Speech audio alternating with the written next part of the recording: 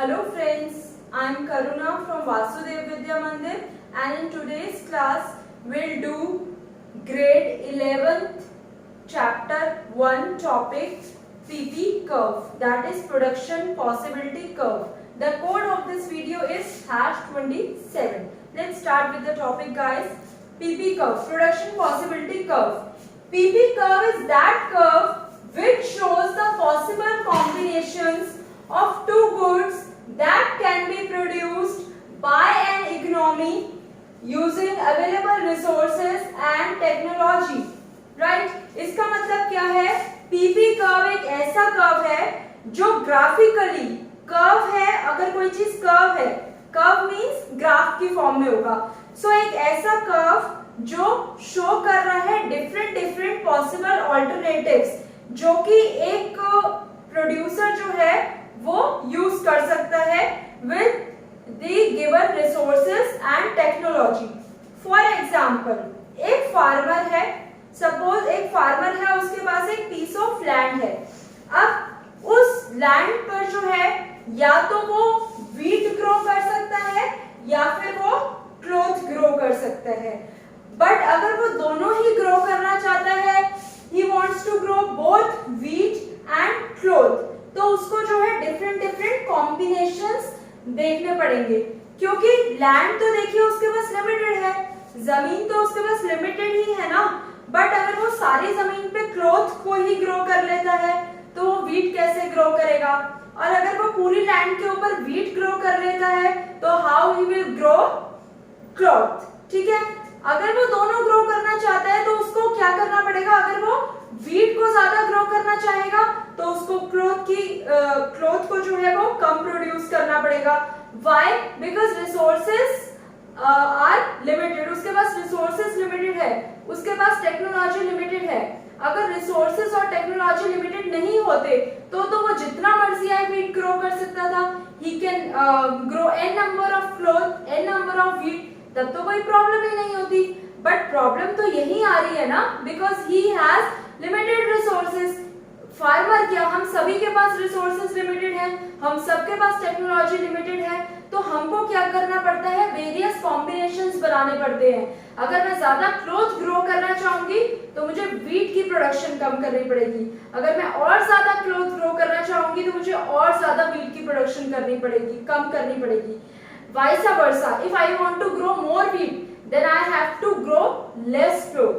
If I want to grow more and more wheat, then again I have to decrease the production of the cloth. So production possibility curve क्या बताता है, देखिए नाम से ही पता चल रहा है. Production possibility, different possibilities, different combinations production के, किसी भी चीज को प्रोड्यूस करने के लिए.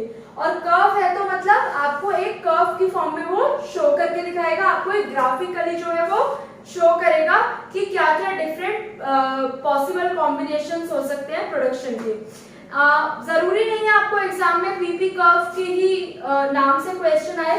पीपी कर्व की जगह आपको क्या आ सकता है, ट्रांसफॉर्मेशन कर्व आ सकता है, प्रोडक्शन बाउंड्री आ सकता है, एंड फ्रंटियर के नाम से आ सकता है, एंड ट्रांसफॉर्मेशन फ्रंटियर के नाम से भी आ सकता है. So PP curve is also known as transformation curve, production possibility boundary, production possibility frontier and transformation frontier. तो ये सारे जो है नेम्स बहुत ही इंपॉर्टेंट है, इन सबको आप नोट डाउन कर लीजिए. नाउ व्हाट विल डू, ये जो मैंने आपको शेड्यूल दिखाया है, मतलब जितनी भी पॉसिबल कॉम्बिनेशंस को जब आप एक टैब्यूलर फॉर्म में शो करेंगे, this is known as production possibility schedule. तो ये एक शेड्यूल जो है वो बन जाएगा. बट अगर आप इसे ग्राफिकली शो करेंगे then it becomes curve. Right, अगर आप प्रोडक्शन पॉसिबिलिटीज को एक टैबुलर फॉर्म में शो करेंगे it becomes schedule. But if you show all production possibilities in graphical form, then it becomes curve. Now we will draw the curve from this schedule, right? Just please.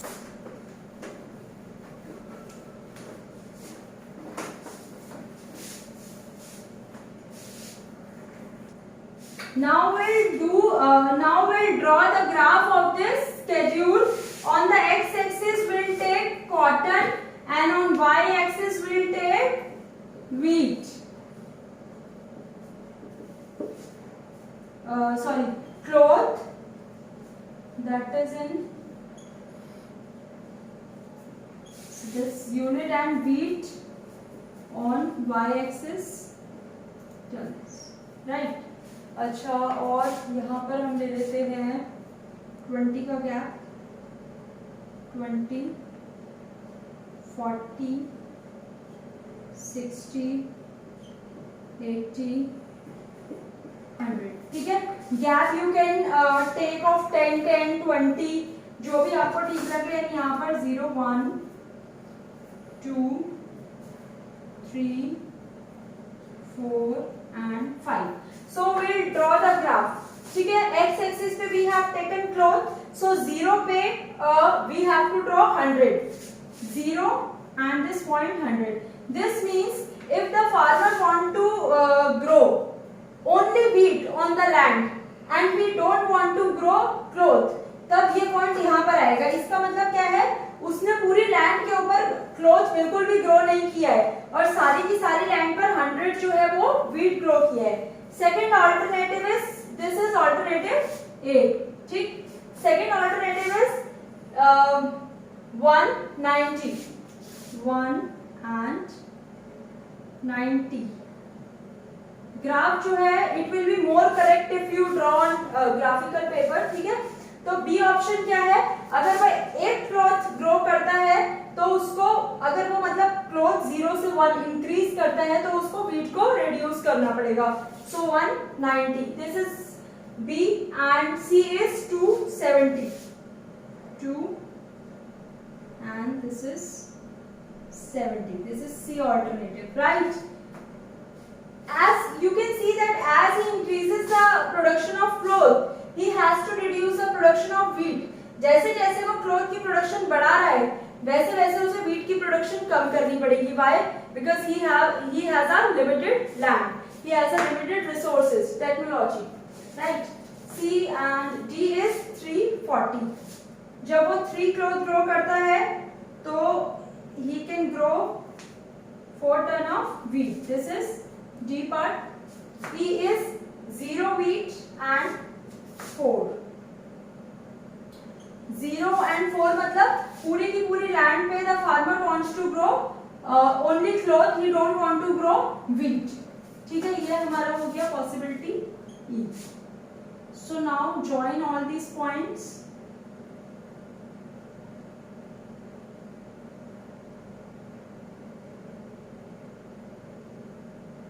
So this is PP curve बन गया, इसको आप PP boundary भी कह सकते हैं, ठीक है।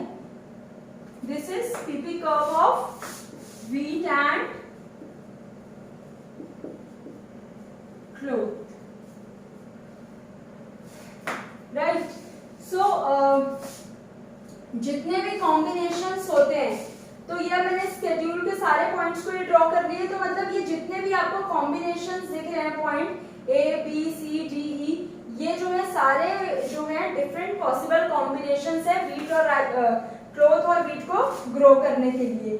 जितने भी मतलब यहाँ पर पॉसिबल पॉइंट्स होंगे, कुछ भी points, these will be attainable, okay, attainable, और any point lies outside the PP curve, these will be unattainable, unattainable। मतलब पीपी कर्व पे या पीपी कर्व के अंदर जितने भी पॉइंट्स होंगे, मतलब कॉम्बिनेशंस बनेंगे, वो आप अचीव कर सकते हो with the given resources and technology. But अगर आप इस पीपी कर्व से बाहर जाते हो, आउटसाइड जाते हो, और यहाँ पर कोई पॉइंट आता है और आप उसे अचीव करना चाहते हो, तो वो अनअटेनेबल होगा कॉम्बिनेशन, क्योंकि आपके पास उतनी लैंड नहीं है, उतने रिसोर्सेज नहीं है, उतनी बेटर जो है वो टेक्नोलॉजी नहीं है। If you want to attain this unattainable combinations, अगर आप इन अनअटेनेबल कॉम्बिनेशंस को भी अचीव करना चाहते हो, तो आपको अपने रिसोर्सेज को जो है वो बढ़ाना होगा।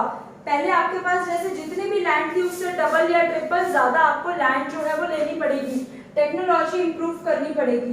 So all the points lies on the PP curve or under the PP curve are attainable combinations, but these are unattainable combinations with given resources and technology. So this is all about PP curve. I hope this topic is also clear to all of you.